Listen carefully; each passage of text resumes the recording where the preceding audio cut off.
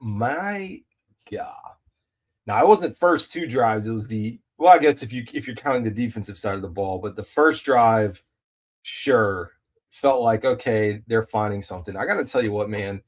Gio Lopez, I know he's banged up. They're trying to figure out what's going on there. He should not see the field again for the University of North Carolina. He is bad. He is terrible. He is coming from South Alabama, which I understand the Sun Belt. I even joked, I said, you have a Sun Belt quarterback. No offense to the Sun Belt. I don't know that the University of North Carolina, as they get a first down now, could even beat a Sun Belt team right now. I don't know if they could win the Sun Belt Conference. This is belt to ass, butt freaking whooping on national TV with every single eyeball watching. And folks, I'm a realist. I will tell you, I knew the University of North Carolina did not have a good football team, did not have a great football team. But what I anticipated, what I expected is that you bring in someone like Bill Belichick, who's a heck of a coach or should be a heck of a coach.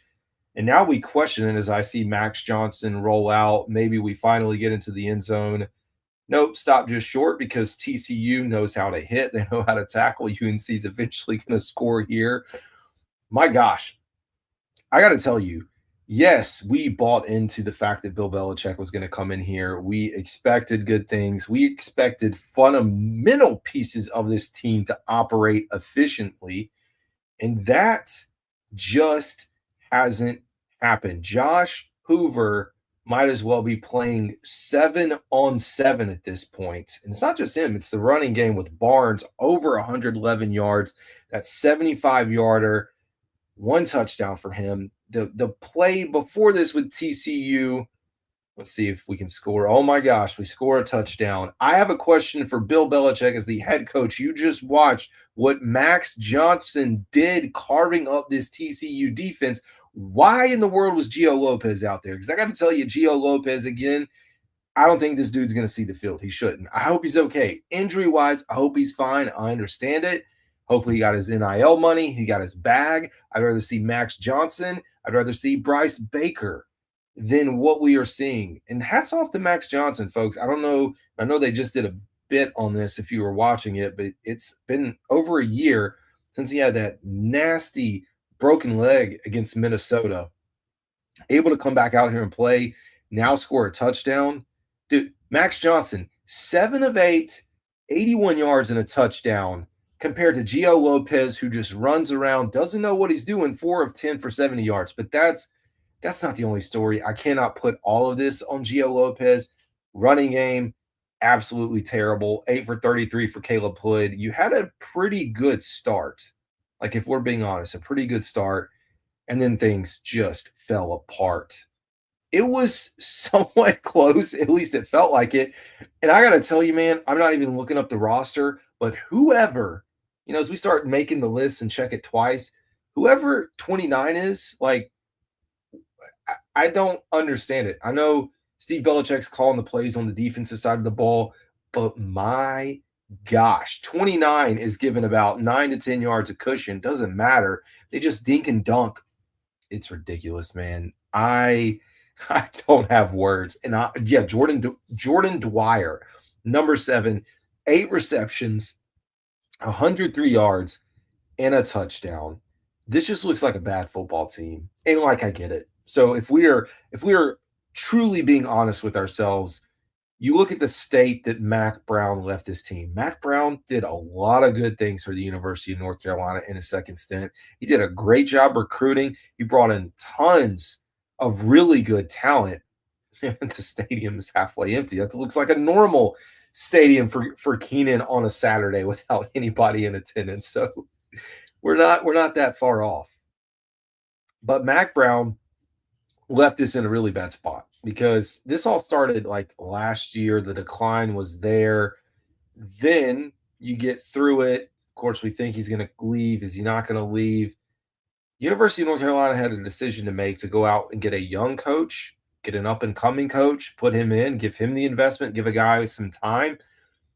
I'm telling you, when you put Bill Belichick as the head coach of your team, you're immediately going to have expectations to win and to win early, early and often. Like, this is not a situation where you hire Bill Belichick, you give him $10 million, you funnel all this NIL, you take all of your money, the revenue sharing, and push that into the football program, into basketball a little bit, but you push it into football.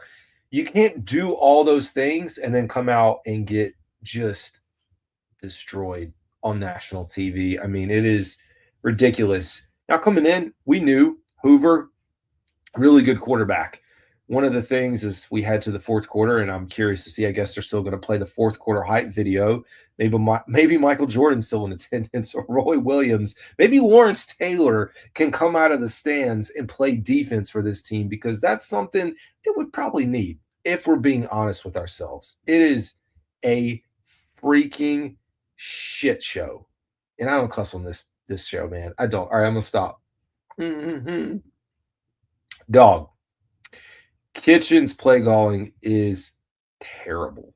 Everything is terrible. The roster is complete garbage. But Mac Brown left it in this state. You're talking about a recruiting class that Bill Belichick took over that was in the 70 to 80 range. Folks, there's only 130 FBS programs, a little over 130 FBS. Bill Belichick did a great job, and they continue to talk about the 30-ish freshmen, the 40 or so transfers that came in. I get it. But you, as a program, you can't put Bill up on the shelf and then hide in a corner. You can't put Bill Belichick on there, and I know he's going to address whatever he addresses that comes out of this. You can't do it. I don't know. I know Freddie Kitchens had some health issues. I hope he's okay as well. But I'm telling you, I don't know why he was carried over from the previous regime, because they were bad. Doesn't make sense at all. It just doesn't make sense. It doesn't. And I understand if this is a play that in a year from now, maybe we're in a better state, that's great. And you look back on this game, like I joked, you get possibly revenge against TCU in Ireland next year. It was supposed to be a home series with them. It got bumped to Ireland. I don't know. Maybe they figure out a way how to back out of that so they don't have to go travel and get destroyed on the international stage. I don't know, but it's terrible. I know expectations were low when it comes to this. Like, coming into this game, you're like, yeah, sure. We'll see what Bill Belichick can do. 70 new players, that's a lot. You go through training camp, and nobody, like, he's not putting the expectations on the team. We understand that. He's just doing what he wants to do as far as the coach. But you hire someone like that in hopes of figuring it out and doing more with less. But as we stated, there's a reason that you do not see NFL talent on this roster as it is today. I know guys are going to develop, they're going to progress, but you can't come out saying you're the 33rd NFL team and then put on a performance like this. You just cannot do that. So I don't know. I don't know what the future holds. I mean, if you look at it, North Carolina does have an easier-ish schedule to get things right. So, I mean, here you're going to come out 0-1. This ACC is still open, but I don't know that I'm ready to talk about that. Anything related to the ACC. Go down to Charlotte. Hopefully you can. I mean, if you can't beat Charlotte, we got a problem, and you probably aren't going to make it through the season if we're being real. Take care of business against Charlotte. You have Richmond. If you can't beat an FCS opponent, I don't know what to tell you. And then UCF at UCF. I was originally thinking UCF may be a game that should be for the taking. Now I don't know. I mean, we could come out of conference play here at 2-2. You then play Clemson at home. Clemson, although they had a setback this weekend, I think Clemson's going to be fine. One of the better teams in the ACC, no doubt.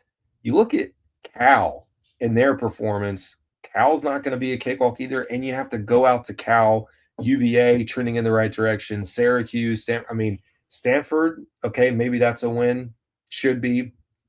Wake Forest, but who knows? Maybe by this point in time, Wake Forest has figured it out on their side. Duke, not a cakewalk by any stretch of the imagination. And then, of course, NC State, who has completely dominated this team. I don't know. I look at this and it's terrible. It's absolutely terrible. You just can't do it. You cannot come out on the national stage and have a performance like this. You know what the expectations are when you hire a coach like this. And I know some folks want to compare it to what Deion Sanders did. I think they're different situations. Deion Sanders did bring a little bit of talent with him, and he also did have a little bit of success. The problem for North Carolina is like it's just not there, and I don't know where they're going to find it, how they're going to make what they have come together. It's not been the greatest play calling in my mind again from Kitchens, and then defensively, like we talked about, I don't know what they're going to do to figure out like between 29 and 31 in the secondary. Not great, not great at all. But we'll get caught up here. What's up, Doug? He said, I'm not stressing at all. It's a shocker, but he's not going to hit the panic button. I need to take your advice at the end of the day. At the end of the day. Heck of an NFL coach, and this is college football. It is. It is. College football is a different animal. It's a different beast. You even heard in the pregame him talking to Saban, him talking to other coaches just to figure out the logistics of preparing for a game coming into the season because he didn't know, like, how do you manage classes? How do you go through all this? It's a process. I just believe, like, for me, if you're going to bring in this guy and pull this much money in, the problem is if you are the University of North Carolina, you just decided to put all your chips in. You went all in with Bill Belichick. Now, knowing that it's going to take some time, you still have this in the back of your mind. Is he going to leave at some point? That's always a possibility. And it's not just, is he going to leave as they rattle off? Are you kidding me? Very close to a first down on 3rd and 21, come up about 2 yards short on a shovel pass. Wouldn't be surprised if they go for it, like just to run it down our throats. Like, oh man, it is a lot of fundamental stuff as well. I mean, there's Bill Belichick yelling at the official who don't know that he knows what he's doing either. I'm trying to watch to see. Oh yeah, just a little bit of holding, right? Oh, the ball hit the ground. And they let the play go after it hit the ground. Like, what? That is one thing. Bill is smart, and you've got a situation like this. I think one of the things that did frustrate me early on in the game, like Kirk Herbstreit. I mean, I know I shouldn't listen to the broadcast, but listen to it because I don't have the radio tuned up. But listening to Kirk Herbstreit, it was the first pass interference call against North Carolina, and then he said, "Oh, that was just, it had to be called." You had that same ticky-tacky crap. It does not change the outcome of the game, but you still have that same ticky-tacky crap that was coming down the stretch, and it was not called. And then he's like, "Oh, that's just great coverage." Just very frustrating thing. It's a bad night. It really is. I don't know. I was going to sit back and I was like, oh, I'll record this nice video, a reaction to North Carolina losing, a reaction to Bill Belichick in his debut. I don't know how many games you can lose. And the fan base, like everyone talks about the environment that was there tonight. It was great by all accounts of what you could see. But you watch this unfold. He's just ticked off they didn't get the call right. They did now rule that as an incomplete pass. But fans are going to check out. And I mean, this is a program when you talk about, like, yes, you can put the Bill Belichick name out there, but people want to see results. And it's not just us, it's the recruits, it's the players that you're trying to bring into the program, it's the transfers. Folks, when you are the University of North Carolina, you can look at the stadium now that's practically empty, and you're trying to compete even cross town with NC State, or you're trying to compete with some of the powerhouses in the ACC, the Clemsons, the Florida States, who are win well, doing great, and even the SEC programs. You have to have fans, because what's going to happen, you're going to have these kids who go to visit these SEC schools or some of the bigger programs within the ACC, and they're going to see the experience for what it is. And that's just not what you're going to be getting in Chapel Hill. And you are going to lose that quickly. I mean, we've seen it it's been up and down. It's like the stock market when you talk about the University of North Carolina and the support for the football team. But this could be a big change, man, because if it does not work out, which it can, but starting 0-1, and we were never coming into here saying that this was going to be a playoff team or a firm foundation that they were even going to be talking about competing for the ACC. We were like, hey, they can win some games. A lot of people said 7 to 8 win range. I don't know where that sits now. We talked about the non-conference schedule. Hopefully you get at least 3, and then we're talking about getting bowl eligible at that point, which is not going to be the easiest path. But if all things fall apart, I could see a situation where North Carolina is just like, hey, why are we investing in something that nobody shows up to? That's we did everything. We pulled out all the stops. We couldn't get it done. We couldn't win the way that we wanted to win, and now we're stuck. And why are we going to do that again when we do have a program, or we do have some sports and basketball that does have success, that's going to eventually have this new stadium at some point, unless they do renovations? Why are you not a new arena? Why are you not going to put the money there, win in the place that you want to win, where you're good at, and just focus on that? So there's just a lot of stuff to unpack here. It's a bad night. It is. We'll see what they can do as they try to push this thing out. At least seeing a little bit of Max Johnson will ease us up a little bit. I don't know. It's a wild night, man. It is a wild night. And yeah, the coaching, that's what I was going back to. Sorry, guys. I was looking over at what I was watching on the side. NFL coach, and even then, when we talk about Bill Belichick as an NFL coach, you think about him towards the end of his tenure without Tom Brady, and honestly, wasn't the best. He wasn't the best that we saw down the stretch, and a lot of people wanted that. So, anyways, let's get caught up as I do try to actually close this out and go to bed. This is not what I expected when I decided to come on here. Did not just know I was going to come out swinging for folks. We'll clean that up in the edits after I post this out. Be all right. Lopez is not it, said Supernova more. Wow, how disappointing Lopez is. I agree. It is not it. Baker time. I gotta buy into what's up, Doug, as we slowly work through this, that we're gonna figure it out. I'm gonna put my hope in listening to what's up, Doug, and where we go from here. Yeah, play calling was great on the first offensive drive. It's like they just kept trying to run. They did, and I liked, to be honest, I liked them going under center. It was almost like in Bill, the way I said this early, in Bill's mind, and maybe Freddie Kitchens, I feel like Bill Belichick influenced Freddie Kitchens probably or possibly in this philosophy. We know Freddie Kitchens has experience coaching in the NFL, as that's a 4-yard game. You think about the NFL game, when you line up on Sundays, I mean, you have the best players in the world, unless you're the Carolina Panthers defense from last season. Sorry, guys, had to go there. All jokes aside, you are talking about a game when you line up on Sundays, 11 on 11, generally speaking, that you got some of the best going at it against each other. In that case, you really are becoming more strategy. You don't have a lot of variables the way you do in the college game. Yes, every now and then you're going to get a busted coverage, you're going to get a missed tackle. Generally speaking, though, you're not going to have as many busted coverages. You're not going to have as many missed tackles. So you're and you're going to have pretty decent, hopefully, special teams, punt coverage, things like that. So you are playing the field position game. You're playing the possession game. And it felt like Carolina and Bill Belichick and Freddie Kitchens, who's calling the plays, came into this is like, hey, we've got this NFL model for our play calling and how we're going to call this. And we're going to focus on trying to establish the run under center for the first few plays.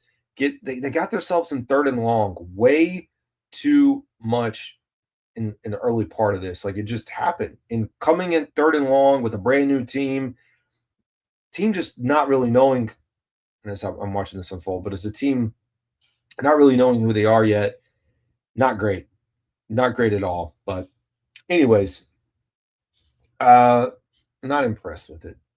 Marcus Allen is terrible. I'm gonna, as I pull that up now, pretty sure Oh man, what a night. Yep, that's 29, who we referenced earlier. Not great at all. Gotta go too, man, but Max better be starting going forward. Yeah, hope so. Oh boy, we got a turnover here, a fumble. Looks like it as we close this out. Palmetto Panther said that was embarrassing. I'm with you. Charlotte has to be an easy win. I do agree. It's all we can do at this point. Luke says we need Bryce Baker in. I know. I mean, I love the Max Johnson story. Oh my gosh, you fumbled a handoff, guys. Fundamentals, the lack of fundamentals and discipline on the little things that this team is not executing on is insane to me. It really is. And I know he's going to be so mad. Honestly, this may drive him out of coaching in college at UNC. He may just say, "This is it, man.